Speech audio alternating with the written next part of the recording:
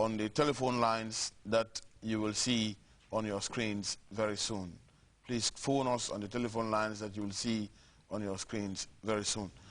Dikinja, whilst we wait for our viewers to search for the answers this evening, let us talk about Scripture Union. As the National Director for Scripture Union, the Gambia, you know, how long have Scripture Union been in the Gambia so far? Well, specifically, since the revival of Scripture Union Ministry in the Gambia, it's now 13 years. Okay. It was revived on the 8th of June, 2001. It's now 13 years. Okay.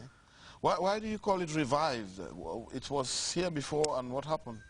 Yes, it has been in the Gambia since the 60s. But at the point, after the departure of Reverend Malcolm Millard, the ministry became relatively dormant because there were no proper structures that were put into place.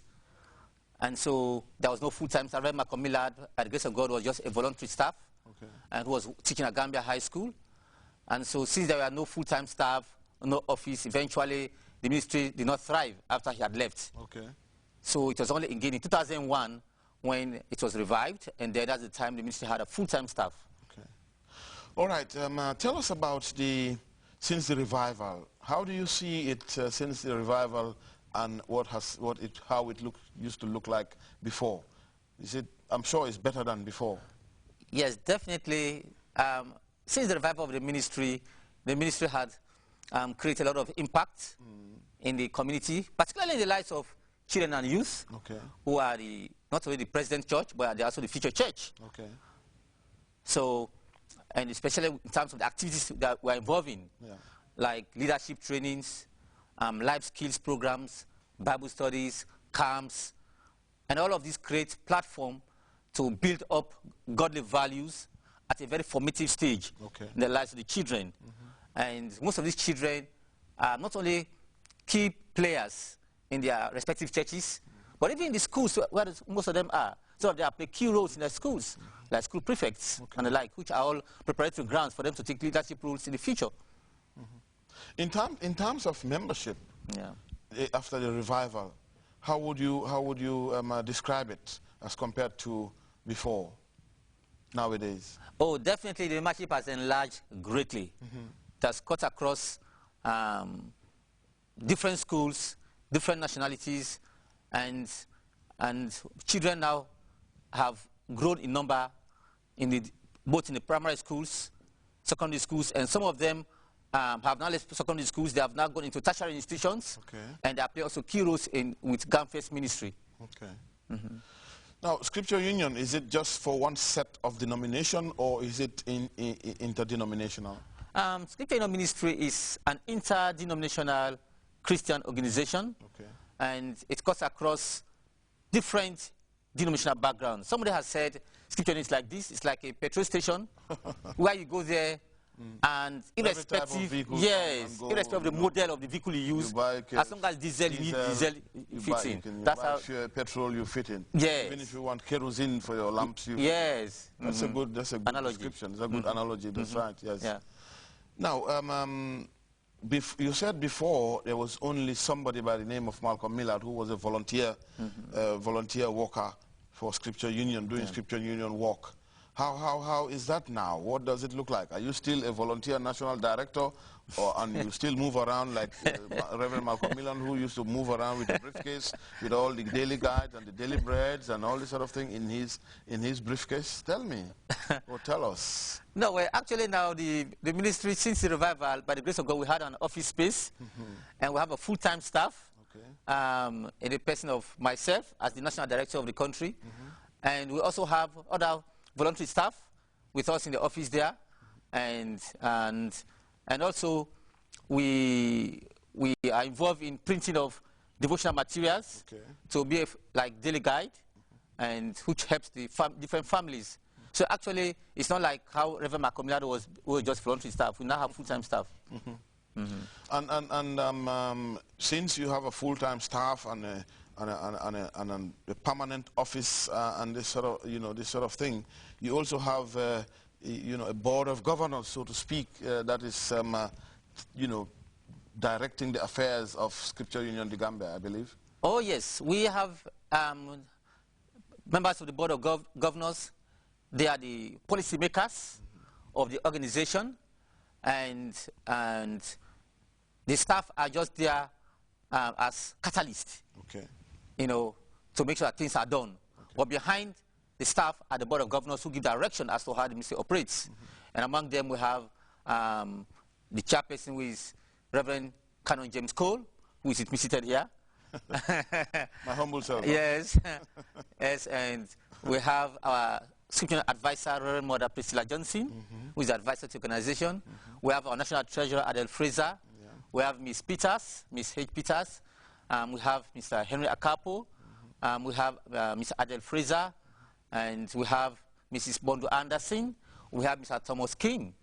And all of these people are actually the brain behind the ongoing of this ministry. By the calling of the names that you have just mentioned, you look at the denominations, it definitely speaks that they are it's an interdenominational, ministry. Yes. Okay.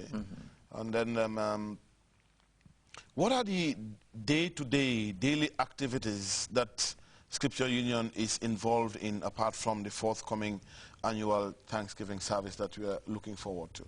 Well, the day-to-day activities, basically we go into the school groups, and at the beginning of every time we prepare Bible study materials alongside with talks based on very sensitive topics. Like, for example, this time we have a topic titled Maximizing Your Teenage Years. And we also have topics like secrets of successful examination and how to avoid malpractices. These are very practical topics which are very relevant to the use of today. Yes, so we go around this, we organize programs for them, and also we organize couples fellowship at the end of every month. Different families meet, and we help to sharpen each other at their marriage life. And we also prepare the devotional materials, which you send around to the churches. And one of your other activities is the Easter, Easter Jesus March. Yes, Monday Jesus March, and also youth camps. Youth camps. Youth camps, and school fellowships. Yes. And yeah, so many things. Of course, this goes with, like you are saying, because of the activities are so many, it goes with challenges. I know. Which is faced with the ministry. Particularly the fact that our target groups we are working with, they are basically non-income earners, children and youth. And so that goes with challenges for the ministry, even as we're involved trying to meet these different activities, because these activities have to go with needed finances. Sure. Let me just remind our viewers that you're watching GRTS, and this is Talk on Christianity, coming to you live from GRTS. The numbers you see on your screen there are the numbers you should use to call when you have answers for the questions that we have set before you, or we have read out for you. Even though we are discussing, we are just keeping up time to wait for you to search for the answers and call us. As soon as you are confident that you have the right answers for the question that have been asked, please call us. Do not wait for us to finish our discussion. Today we are taking a new dimension in the area of Scripture, in the style of Bible quiz competition. The last Sunday of every month we try to bring about Bible quiz competition so that our viewers out there can have the opportunity to win themselves, a brand new Bible courtesy of Gambia Christian Council. So please, if you find the answers, just call the numbers you are seeing on your screen at the moment and give us the answers. And even though we are discussing, we will stop the discussion and attend to you, and we will continue. So Dikinja, maybe we should just read the question. I think we have a first caller on the line. Good evening, caller, and welcome to the program. Hello, caller. Hello. Hello, good evening.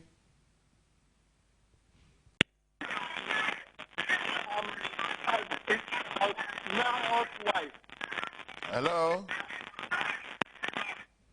The line is not very clear. Maybe we should ask the technicians to do us some you know, adjustments there.